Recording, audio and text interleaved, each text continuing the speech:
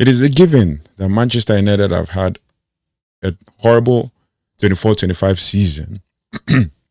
Manchester United are undeniably, undeniably had a period of significant upheaval and learning. But I'm here to bring you some takeaways. And the truth is, we're already approaching the beginning of a new season. Basically, by the 15th of July, it's going to be 1 month to the Premier League season. But for us to be able to understand how we approach next season, we need to understand what has happened this season and what next.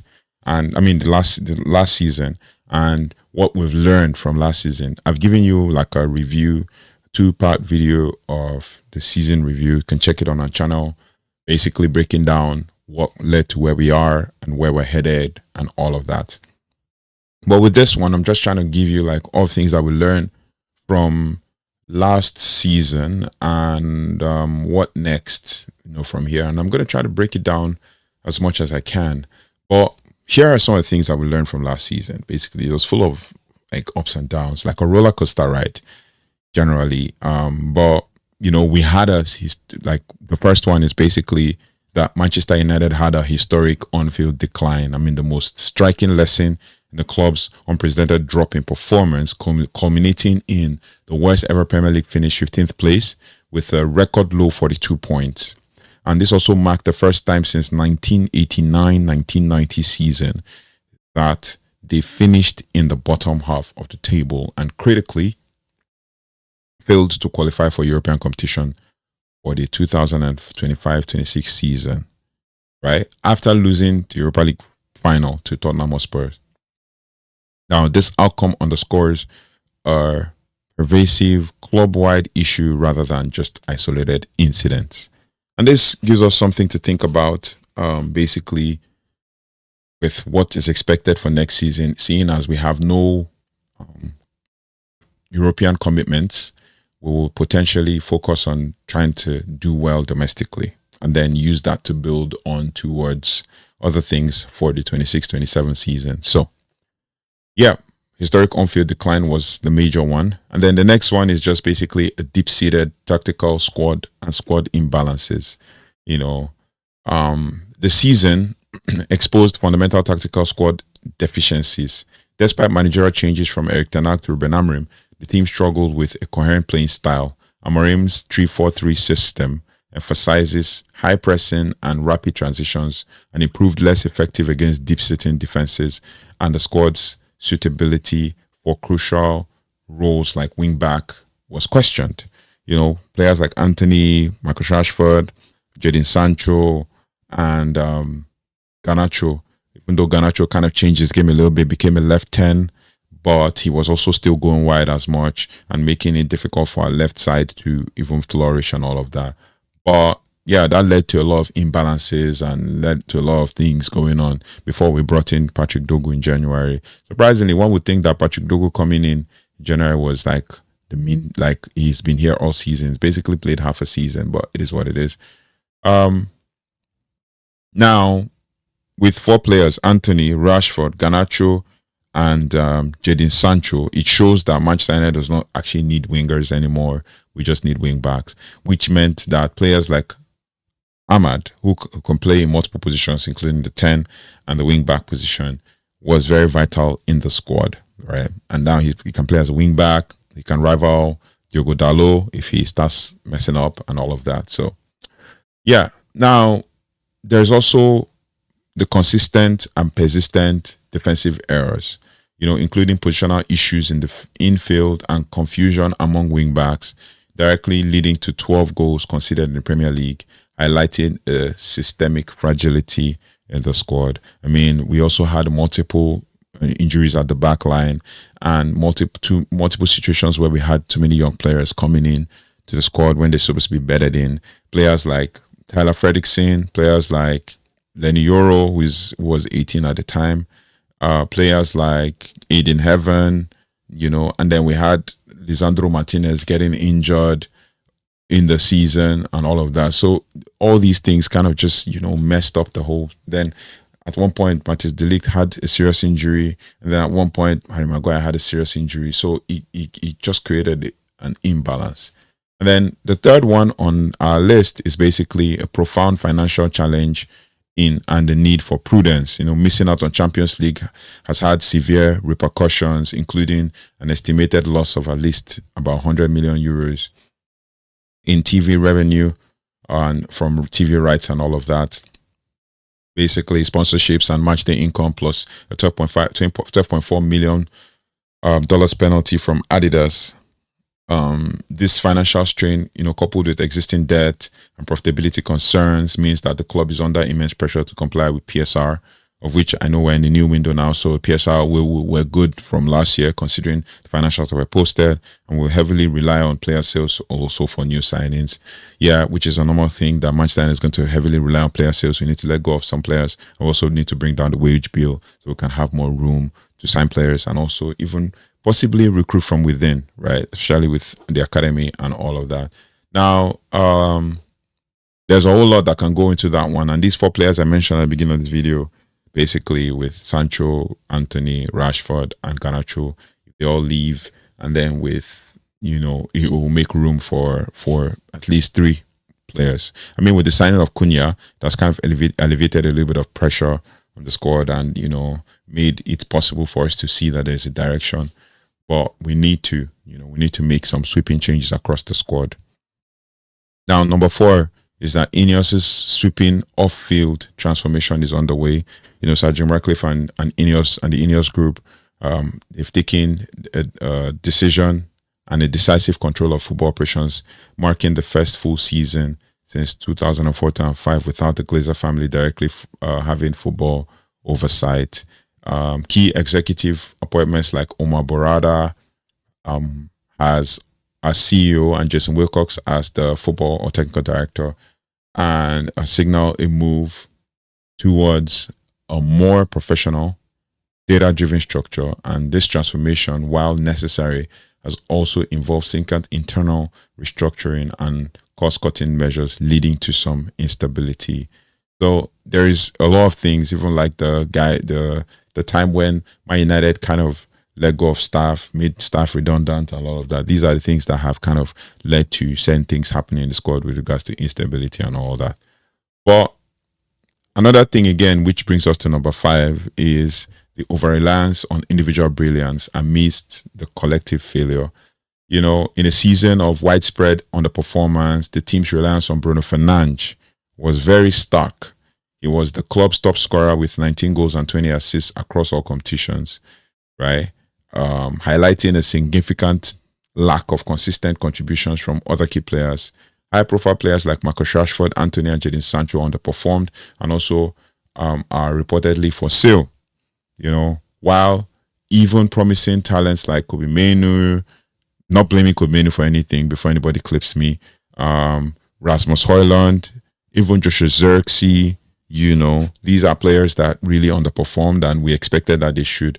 For Rasmus, I could say second season syndrome affected him. For Joshua Zirkzee, first half of the season was a struggle, and then a change of a manager by coming to a new club kind of affected him. Kobe Mainoo, I can give an excuse for Kobe Mainoo because he was overplayed last season. So a whole lot of things that could have, led to it the season before, rather, that 23-24 season was overplayed up until the FA Cup final. The pressure and all of that could have caught up with him, and then he went and played in the Euros and then came back again. So it's like everything. Now, this is the first time in 2 years since Kobe Mainoo started playing for Man United that he can get time to rest and play even further, right? So now, additional takeaways that we can add to what we already have is that there is also, that should be number 6. There's also an establishment of a tactical identity. Despite an on-field struggles, the appointment of Rúben Amorim has brought a distinct and proactive tactical philosophy to the club. Unlike previous regimes that were criticized for lacking a defined style, Amorim implemented his flexible 3-4-3 formation, emphasizing high pressing, quick ball recovery, and rapid transitions. While the squad's adaptation was challenging, this commitment to a clear game model is a crucial step towards building a consistent and recognizable playing identity for the future. Which brings me to my next question. I've been seeing a lot of things like, will Rúben Amorim be sacked? I've seen some people calling for Rúben Amorim to be sacked. I've also heard certain things like, people saying things in the media, expecting that with Rúben Amorim having the issues that he has, that he will potentially be let go and all of that. But the question will now be, now that we're letting go of the 4 wingers that we had as options in Sancho, Garnacho, Antony, and Rashford, if Rúben Amorim is sacked and another manager is brought on that is a different play style and all of that, does that mean that we might need to now go and recruit wingers again? So that's what we're thinking. And for me, this is the question I'm asking now. But for me, I feel like we should stick with Amorim no matter what happens and build a squad that fits his style of play and sign players that will be suited for the kind of football that Amorim wants for Manchester United. So is what it is. Now, with regards to other aspects of the game of Manchester United and the things that we've learned and what we're looking forward to for next season, we've learned also, number 7, that there is a commitment to data-driven modernization under the new INEOS ownership. There's also a clear strategic pivot towards modern data-driven decision-making. And Sir Jim Ratcliffe has also openly stated that the club was still in the last century of data analysis. I mean, Cristiano Ronaldo mentioned it, but maybe at the time when he mentioned it, people were not, seeing the meaning. But at least now we're seeing it. Also, there are other things. Even Ralph Ragnick said the same thing as well. We're still in the old data analysis. But the appointment of Omar Berrada as CEO, with his background in managing data analytics departments of City Football Group, signals a foundational change aimed at improving everything from player recruitment and scouting to tactical analysis and performance monitoring. And this is a vital step for long-term competitiveness in modern football. And I think most clubs have realized this about Manchester United, and they are beginning to find it difficult to let go of certain players to Man United, because by the time Man United achieves what it wants to achieve and these players come, it will be that when the players need to be sold, they will be sold at a remarkably high price.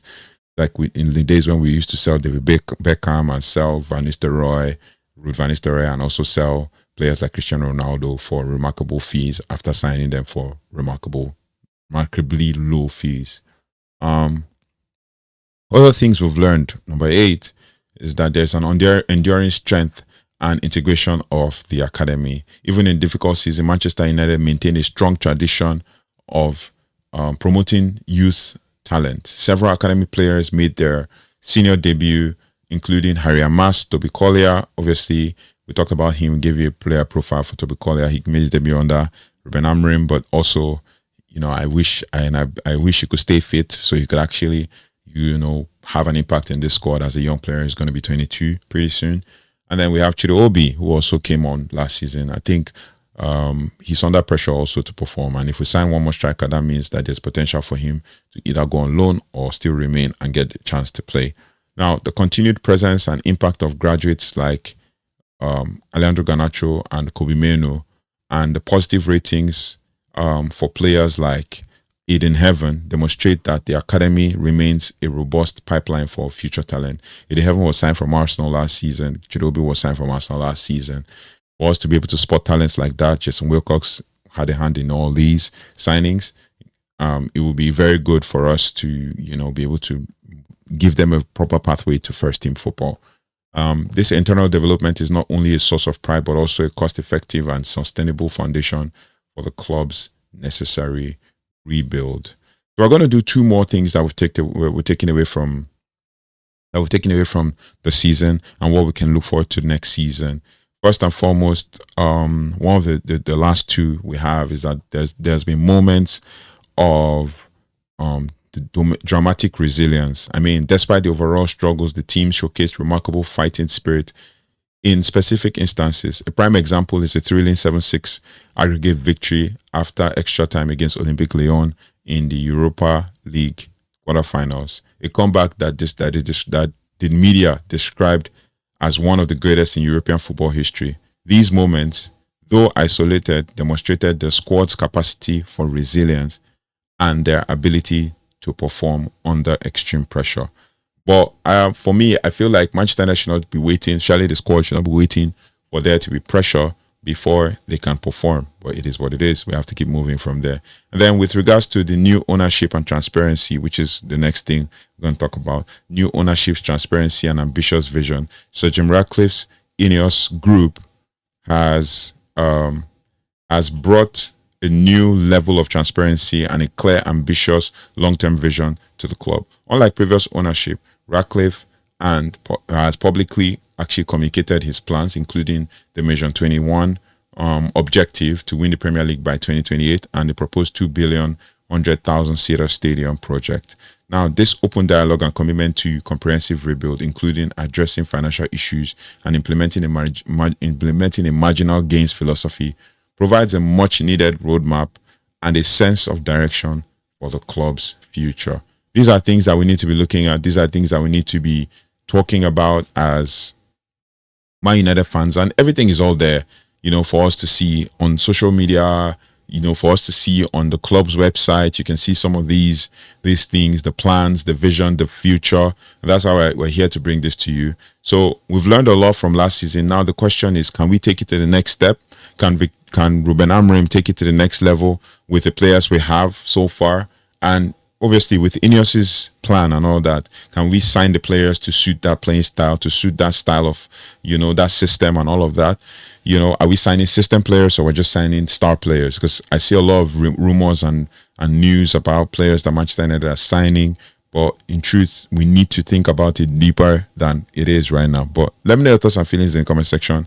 Let me know your thoughts and feelings about everything that, we've talked about today with regards to the season review and the things we've learned from last season and what we can do for the coming season. I had to bring this video in this time so as we look forward to the new season, so that we can actually, because preseason starts on 7th of July, so we can actually talk about these things. We're done with talking about it. The season is done, and then we move on to the next thing. We focus on transfers, we focus on the rebuild, focus on the INEOS plan and all of that. So let me know your thoughts and feelings in the comment section. Let me know your thoughts and feelings about all of these things that we've talked about. What are the other things that I might probably have learned from last season that we didn't bring forth to you? Let me know in the comment section. Let's talk about it. Let's have conversations and build a community. Thank you so much for liking, sharing, and subscribing. Thanks so much for helping us grow and achieve great milestones without stressing. But, with you guys, it wouldn't have been possible without you guys. So thank you so much for liking, sharing, subscribing, and helping us build this community and achieving a milestone. And we're going to the next one. Thank you so much. I keep saying thank you, and I say thank you once again. I'll see you on the next one. Take care, goodbye, and God bless.